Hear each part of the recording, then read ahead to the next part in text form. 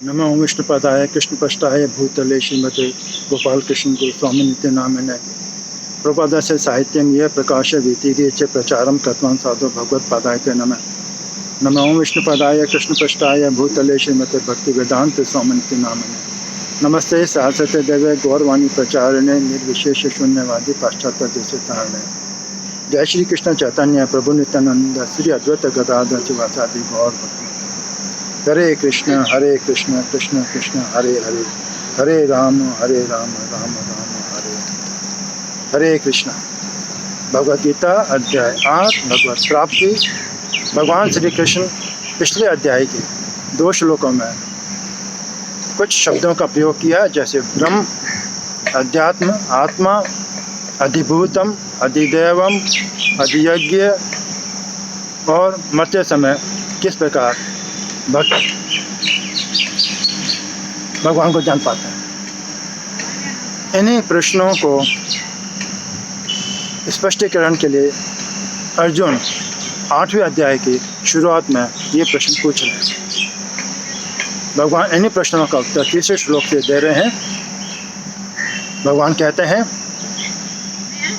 कि अविनाशी जी ब्रह्म आत्मा कहलाता है, उसकी गतिविधियाँ अध्यात्म कहलाती है। जीवों की वे क्रियाएं जिससे जन्म मृत्यु का चक्कर बना रहता है सकाम कर्म कहलाते हैं। यह भौतिक प्रकृति जो क्षणभंगुर है, जो कि नष्ट हो जाती है, अधिभूत कहलाती है। समस्त देवता सहित भगवान का विराट रूप अधिदेव कहलाता है। और भगवान कह रहे हैं कि मैं अधियज्ञ, यज्ञ का स्वामी, प्रत्येक जीवधारी के हृदय में विद्यमान हूँ।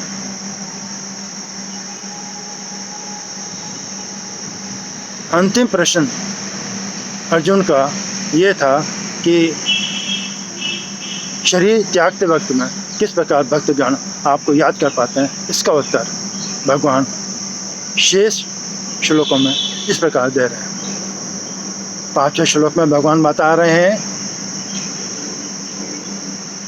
कि जो शरीर त्यागते वक्त में एकमात्र केवल मेरा ध्यान करते हुए इस शरीर को त्यागता है, वह बिना किसी संशय के मेरे धाम को प्राप्त होता है। भगवान बता रहे हैं कि जिस भाव में व्यक्ति शरीर को त्यागता है, वह उसी भाव को अगला शरीर प्राप्त करता है।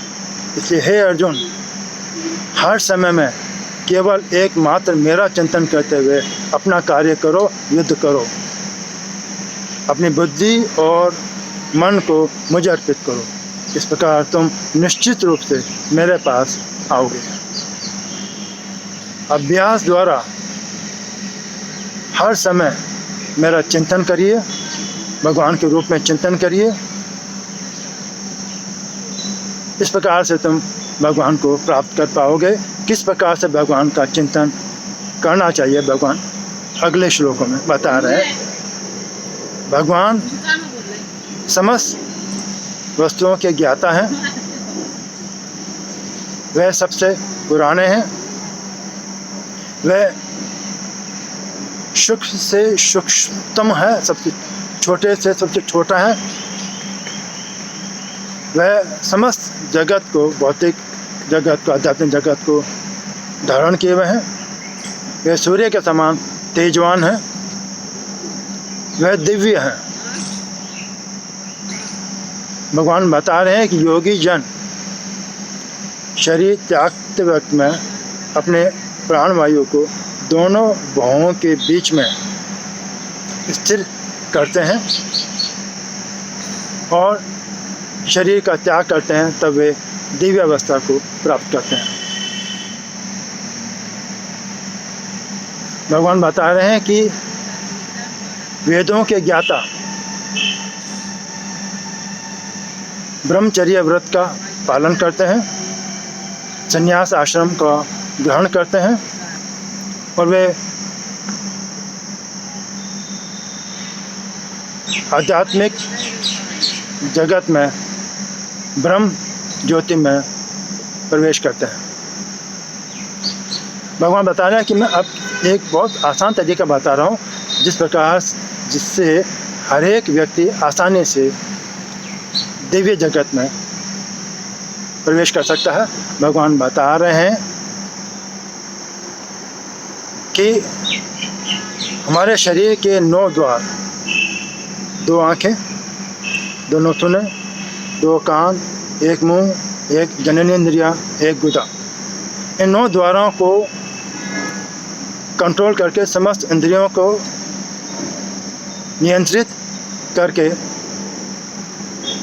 मन को हृदय में ला करके प्राणवायु को सिर के शीर्ष स्तर में ला करके इस अवस्था को प्राप्त करते हैं, उसे योग अवस्था कहते हैं। ऐसी योग अवस्था में कोई ओम कहते हुए शरीर का त्याग करता है, वह परम गति को प्राप्त करता है। अब भगवान भक्तों के बारे में बता रहे हैं कि ये सब करने की जरूरत नहीं है। भक्तगण केवल अविचलित भाव से, एकमात्र भाव से मेरी भक्ति करते हैं, उनको मैं बड़ी आसानी से प्राप्त होता हूँ, क्योंकि वह मेरी नित्य अवस्था में अवस्थित रहता है। भगवान ये बता रहे हैं कि जो मुझे प्राप्त कर लेता है वह इस संसार में, जो कि दुखों का घर है, वो अनित्य है, मैं लौटकर वापस नहीं आता है, क्योंकि उसे परम गति प्राप्त हो चुकी होती है। भगवान बता रहे हैं कि ब्रह्मा के लोक से निम्नतर लोकों में जीवन का जन्म और मरण का चक्कर बना रहता है, लेकिन जो मेरे धाम को प्राप्त कर लेता है वह इस जन्म मृत्यु के चक्कर से मुक्त हो जाता है, मेरे धाम में आ जाता है। भगवान बता रहे हैं कि ब्रह्मा की जीवन के बारे में बता रहे हैं। ब्रह्मा की आयु 100 ब्रह्म वर्ष के बराबर है। ब्रह्मा का 12 घंटे दिन 1000 चतुर्युग के बराबर है। चतुर्युग अर्थात सतयुग, त्रेतायुग, द्वापर युग, कलयुग। एक चतुर्युग की आयु 43,20,000 साल है। ऐसे 1000 चतुर्युग ब्रह्मा के 12 घंटे के बराबर है। इतनी ही 1000 चतुर्युग की अवधि के भगवान ब्रह्मा के 12 घंटे।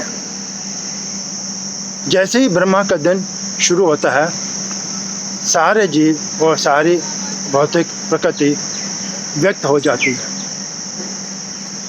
और जैसे ही ब्रह्मा की रात्रि शुरू होती है, सब कुछ प्रलय हो जाता है और सब कुछ अव्यक्त अवस्था में आ जाता है। इस प्रकार से पुनः पुनः ब्रह्मा के दिन में भौतिक जगत का व्यक्त होते हैं, मैनिफेस्ट होते हैं, और रात्रि में ये अनमैनिफेस्ट अव्यक्त हो जाते हैं। इस प्रकार से ब्रह्मा का दिन और रात चलता रहता है।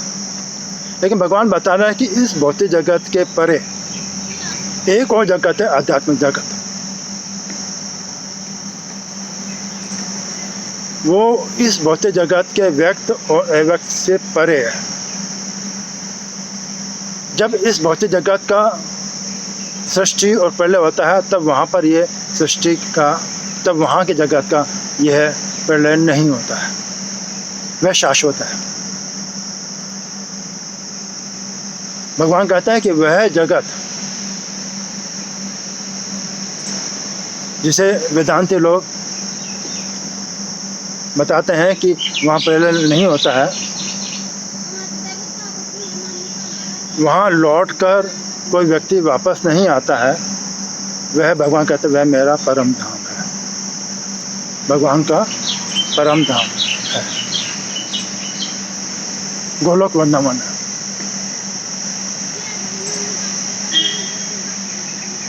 भगवान ये कह रहे हैं कि अपने बारे में बता रहे हैं कि मुझे केवल भक्ति द्वारा ही प्राप्त किया जा सकता है।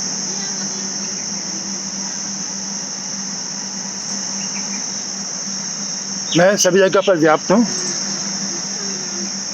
लेकिन मैं उसमें नहीं हूँ। भगवान बता रहे हैं कि विभिन्न कालों में जब योगी जन शरीर को त्याग करते हैं तो संसार में आते हैं या नहीं आते, उनके बारे में बता रहे हैं कि भगवान बता रहे हैं कि योगी जन जब अग्निदेव की प्रभाव से रोशनी में, जब चंद्रमा शुक्ल पक्ष में होता है दिन के समय में, जब सूर्य उत्तरायण में होता है, जब जो लोग ब्रह्म जगत को जानते हैं वे ब्रह्म जगत में, ब्रह्मलोक में, अध्यात्म जगत में प्रवेश करते हैं। इसके विपरीत जो धुएं में, जब रात्रि के समय में या जब सूर्य कृष्ण पक्ष में होता है या सूर्य जब दक्षिणायन में होता है, तब वह शरीर का त्याग करता है, तो वह योगी चंद्रलोक को प्राप्त होता है। वहाँ से वह लौट कर वापस इस मृत्यु लोक में आता है। भगवान बता रहे हैं कि योगी जन का इस शरीर, इस संसार से जाना दो मार्ग है, प्रकाश का मार्ग और अंधकार का मार्ग। प्रकाश के मार्ग से जाने वाला योगी वापस इस संसार में नहीं आता है, जबकि अंधकार में जाने वाला योगी वापस इस संसार में लौट कर आता है। भक्तगण इन दोनों मार्गों को जानते हैं, लेकिन वे इनसे कोई प्रयोजन नहीं रखते हैं। इसलिए हे अर्जुन, तुम हमेशा भक्तिमय अवस्था में रहो। भगवान अंतिम श्लोक में बता रहे हैं कि भक्त जनों का क्या लाभ होता है, कि वेदा अध्ययनों से जो भी लाभ प्राप्त होता है वह भक्तजनों को वैसे ही प्राप्त हो जाता है। ज्ञान से जो लाभ प्राप्त होता है वह भक्तजनों को सुलभ ही प्राप्त हो जाता है। तप करने से जो फल प्राप्त होता है वह भक्तजनों को सुलभ होता है। दान द्वारा जो फल प्राप्त होता है वह भक्तजनों को आसानी से प्राप्त होता है। सकाम कर्मों से या फिर दार्शनिक अवस्था से जो फल प्राप्त होता है वह भक्तजनों को सुलभ प्राप्त होता है। वह भक्त आसानी से मेरे धाम को प्राप्त होता है, इसमें कोई भी संशय नहीं है। हरे कृष्ण।